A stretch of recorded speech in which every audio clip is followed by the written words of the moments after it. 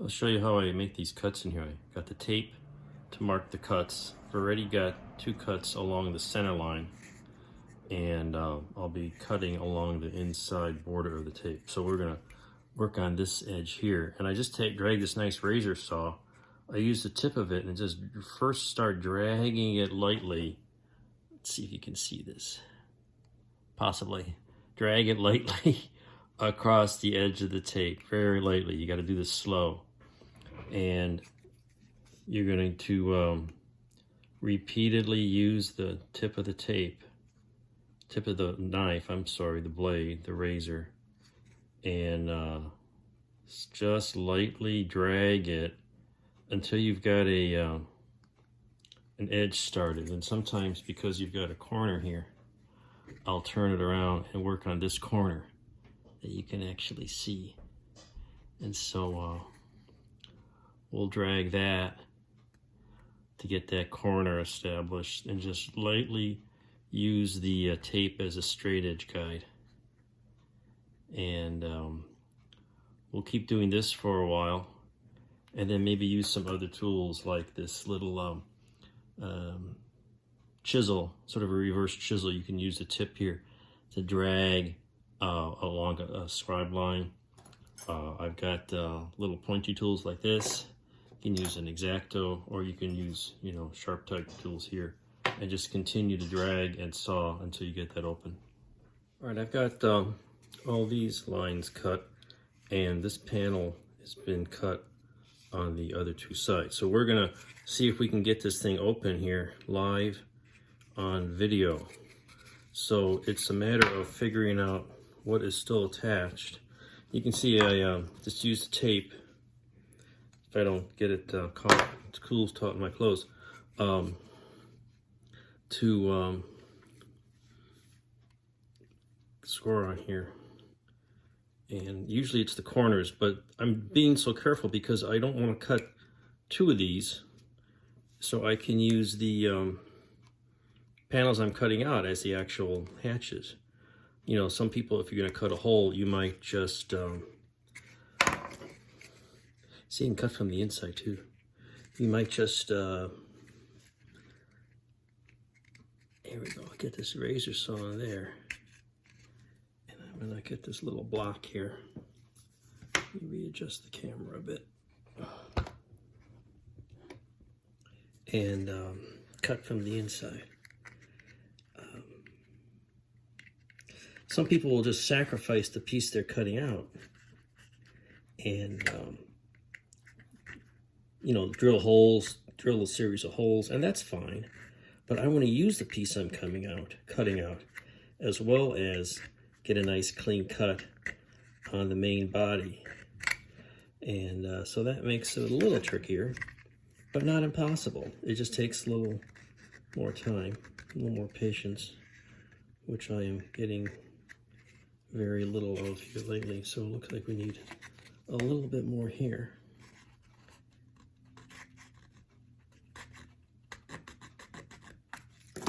And sometimes you can just kind of wiggle the thing out. We may have to go inside here and get it with this.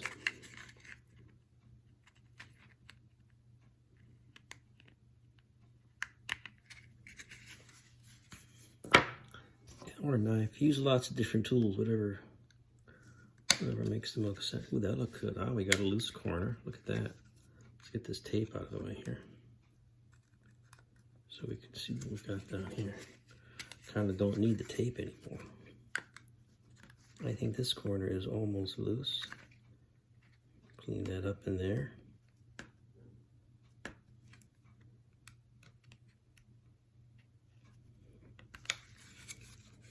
There you go.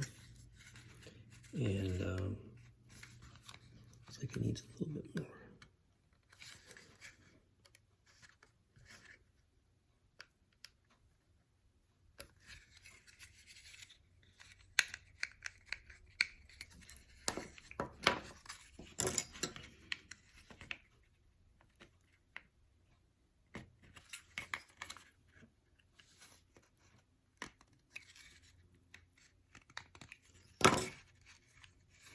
got this in here. Oh, look at that. Hey, look at this. It's starting to go. Let's give it a crease. And ta-da! Live, in person, sort of live.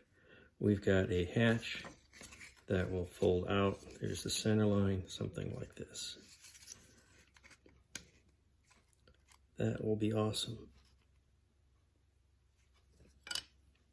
All right, everything's cut out and cleaned up a little bit. We got a pretty good cut there, clean edges, enough to, actually I'm thinking of making the hinges functional, just because I need to kind of verify that when I close them, everything actually fits. So that's, why not? It won't be that difficult, I don't think. But the next thing is to reinforce this top edge. This joint already has come apart. This is about to break. And if I make the doors hinge, I want them to close on something. So I'll probably put like a little lip on the inside edge with some strip styrene attached to the insides here of all these three edges. And that'll also serve as some reinforcing. And I'm going to put like a beam across the middle because that's sort of suggested in the drawing as well. So that's going to be the next step, to put some reinforcements in here. And then also I'm going to try to figure out where a cross brace for the RCS is going to go. That's going to generally fit in this area. And I got the cut here, so it's just above the center line. And that allows the cross brace for the RCS retro rockets, that is, to fit in there. And that should also work out on the top as well. So I'm going to fit all that in there and get those things in place. And the interesting part is, normally with this adapter, you don't even see the interior unless you're leaving the foil off. But now I'm going to have to paint the interior and the exterior and do some masking, because normally you're painting, you know, the outside of the vehicle and it's a simple all white, nothing to clean up, you can just glue it on. But here I'm going to have doors that are open, so the door is going to be one color on the inside, another color on the outside. Same with the rest of the adapter.